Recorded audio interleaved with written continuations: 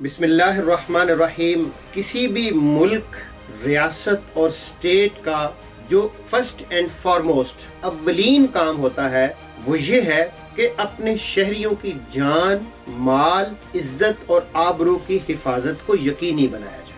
अगर किसी मुल्क के अंदर अनरेस्ट होगा, पीसफुल एनवायरनमेंट नहीं होगा, इज्जत महफूज नहीं होगी, जान महफूज नहीं होगी, माल महफूज नहीं होगा, तो यकीन करके जानिए कि वो रियासत और वो स्टेट कुछ भी कर ले, वो रियासत और स्टेट आगे नहीं बढ़ सकती। उसकी जो ग्रोथ है, चाहे वो इकोनॉमिक ग्रोथ हो, चाहे वो किसी भी डायरेक्शन की ग्रोथ हो, वो दुनिया के अंदर एक रिस्पेक्टेबल मुकाम हासिल नहीं कर सकती।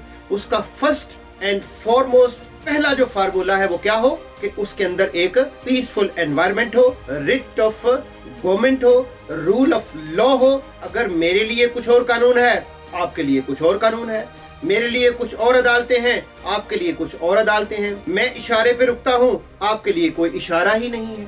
तो जिस मुल्क के अंदर, जिस स्टेट के अंदर विद इन स्टेट स्टेट्स होंगी, विद इन रियासतें रियासतें होंगी, जिसके अंदर कॉलोनियल निजाम होगा कि ये तो डीएचए का है, ये तो बहरिया टाउन का है, ये कच्ची आबादी है और ये झुग्गियों का मामला है, तो यकीन करके जाने कि वो रियासत नहीं है, वो इस्तेहसाल कर रही है और वो तिल लगा ले, जोर लगा ले, वो कभी 1 इंच भी आगे नहीं बढ़ सकती। ये कानून है दुनिया के अंदर सरवाइव करने का।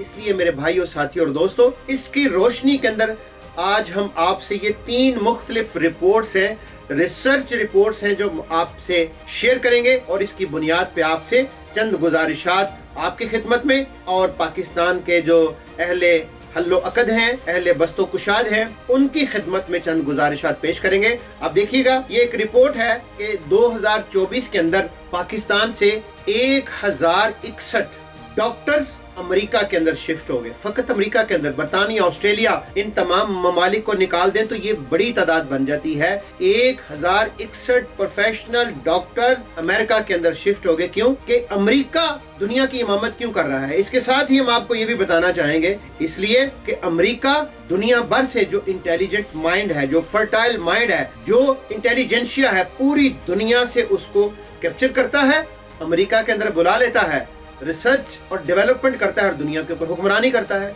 जिस मुल्क का ब्रेन, तालिब इल्म, पढ़ने लिखने वाला, सोचने समझने वाला बाहर की तरफ मुंतकिल हो रहा हो, और उस मुल्क के अंदर क्या होगा? नवाज शरीफ होगा, बिलावल होगा, मरियम नवाज होगी, और उसके बाद क्या होगा? उनकी आल औलाद होगी, और उसके बाद फिर उनकी आल औलाद और उनकी आल औलाद होगी।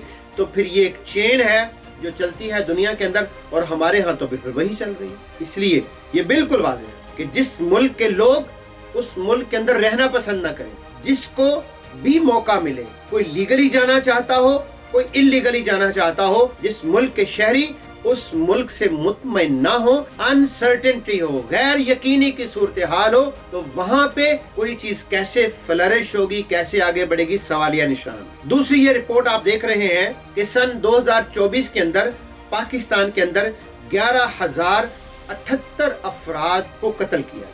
11,078 अफराद को कत्ल किया गया। आप अंदाजा लगा सकते हैं कितनी बड़ी तादाद है।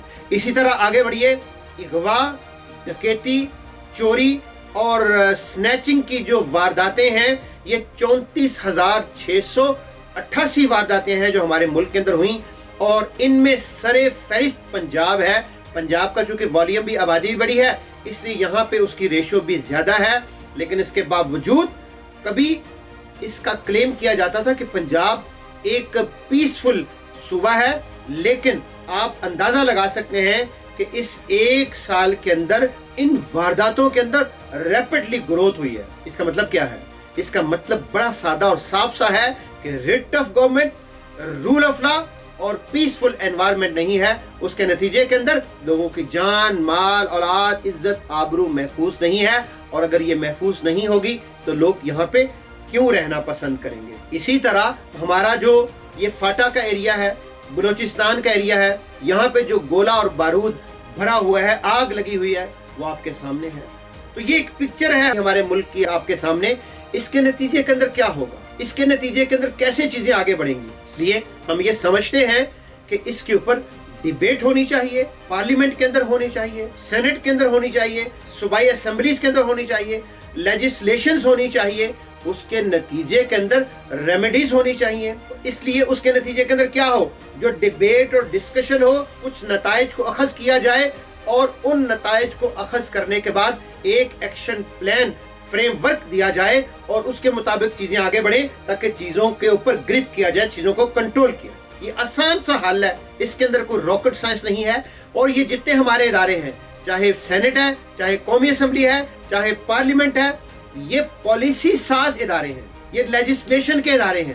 یقین کر کے جانیں کہ ان کا کام اینٹیں لگانا نہیں ہے, ان کا کام نالیاں بنانا نہیں ہے, ان کا کام گلیاں بنانا نہیں ہے, ان کا کام لیجسلیشن کرنا ہے.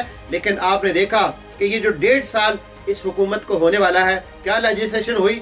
فقط کیا ہوئی کہ تنخواہیں بڑھا دی جائیں. فقط لیجسلیشن کیا ہوئی کہ 26ویں آئینی ترمیم عدلیہ کو کنٹرول کر لیا جائے. یہ کوئی لیجسلیشن نہیں ہے. یہ جو پورا ملک آگ اور بارود کے دھانے کے اوپر کھڑا ہے, جو پورے ملک کے اندر ایک ایمرجنسی کی فضا ہے, اس کے اوپر لیجسلیشن ہونی چاہیے, ڈیبیٹس ہونی چاہیے. اور ہم اپیل کرتے ہیں تمام ان ٹاک شوز والوں سے, ہم اپیل کرتے ہیں کالم نویسوں سے, ہم اپیل کرتے ہیں جامعات کے وائس چانسلر سے, ہم اپیل کرتے ہیں پولیٹیکل ورکر سے, اپیل کرتے ہیں پولیٹیکل پارٹیز کے ہیڈ سے, اپیل کرتے ہیں کہ خدا را اپنی پارٹیز کے اندر بھی اس بات کو یقینی بنائیں کہ ایک جمہوری ماحول کو پروان کیجیے, ایک جمہوری ماحول کو پروان چڑھائیے.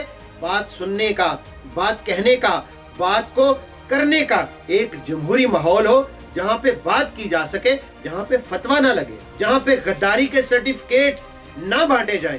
ایسا ماحول ہوگا تو وہ ملک آگے بڑھے گا.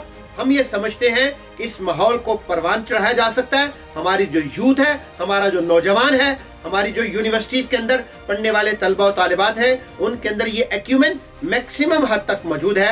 اگر اس انوائرمنٹ کو درست کر لیا جائے تو آنے والے چند سالوں کے اندر, چند مہینوں کے اندر پوری انوائرمنٹ کو ایک فرینڈلی انوائرمنٹ کے اندر چینج کیا جا سکتا ہے اور ملک کو ترقی کی شاہراہ پہ ڈالا جا سکتا ہے. آئیے میں اپنی سطح پہ, آپ اپنی سطح پہ اس ڈیبیٹ کا, اس ڈسکشن کا آغاز کیجئے. انشاءاللہ پاکستان آگے بڑھے گا, پاکستان ترقی کرے گا. پاکستان زندہ باد, پاکستان پائندہ باد.